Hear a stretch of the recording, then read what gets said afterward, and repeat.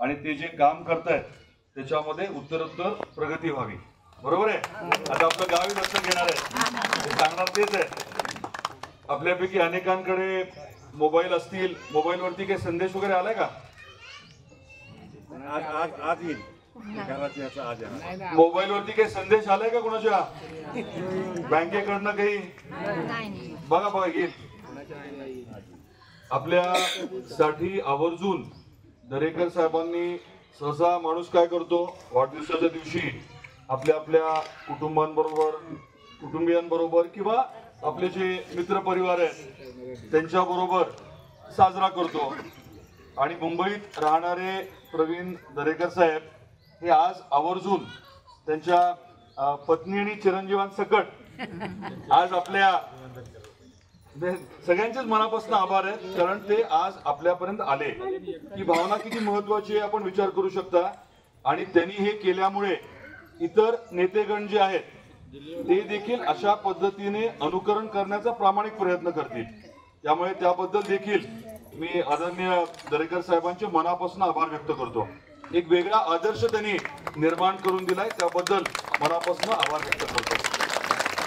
आपली मगाची चर्चा जी चालू होती आणि आता जे निवेदन देण्यात आलं, त्या निवेदनाच्या माध्यमातून जे कामं आपण सांगितली आहेत त्यातल्या बऱ्याच विषयांच्या बाबतीत आपले लाडके आणि आदरणीय मुख्यमंत्री देवेंद्रजी फडणवीस साहेबांनी संवेदनशीलपणे याच्या आधी कधी इतिहासात या प्रकारचं नुकसान झालं नव्हतं त्याचा पूर्ण आढावा घेऊन आदरणीय देवेंद्रजींनी प्रत्येक विषयाला संवेदनशीलपणे हात लावून विचार करून मोठ्या प्रमाणामध्ये मदत जाहीर केली. जे काही निकष आहेत, देशभर जे निकष पाळले जातात NDRF SDRF चे, त्याच्या पलीकडे जाऊन वेगवेगळे विषय त्यांनी हाताळलेले आहेत.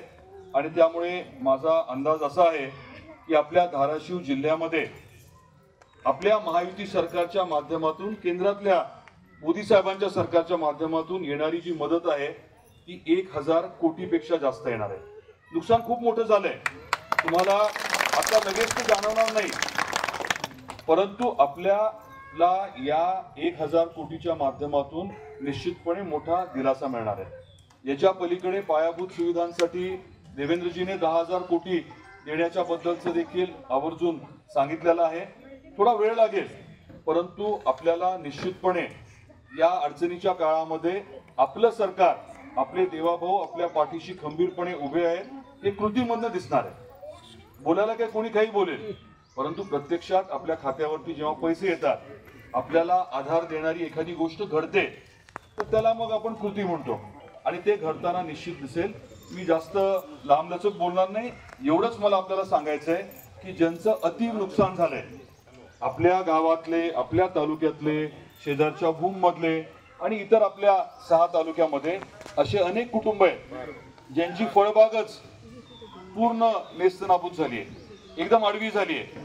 असे अनेक कुटुंब आहेत ज्यांचं मोठ्या प्रमाणामध्ये नुकसान झालेलं आहे, जे सरकार पूर्णतः भरू शकत नाही.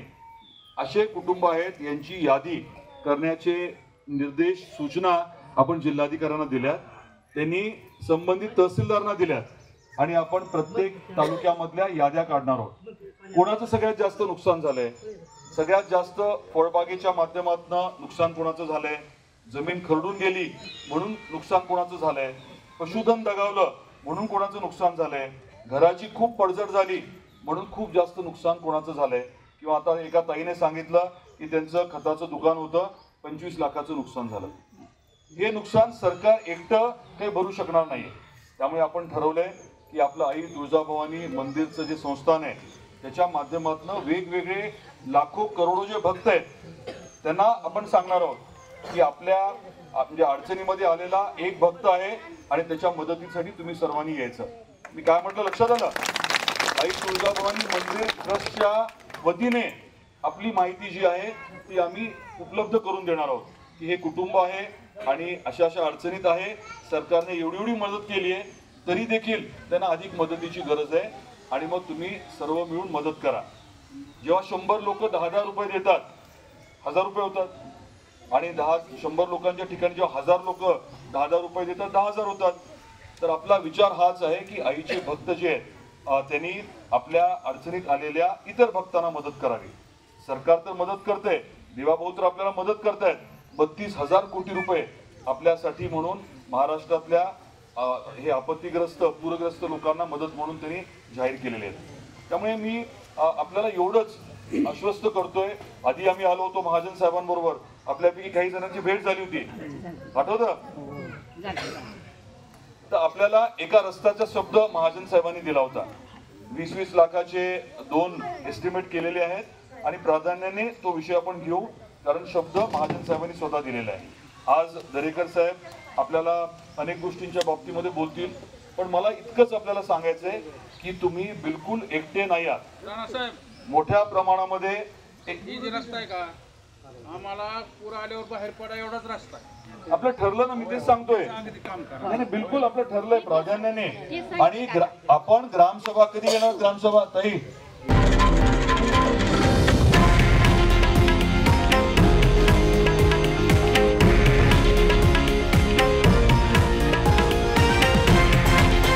हे आहे देशातील नंबर 1 न्यूज नेटवर्क आणि आपण पाहत आहात TV9 मराठी, एकमेव.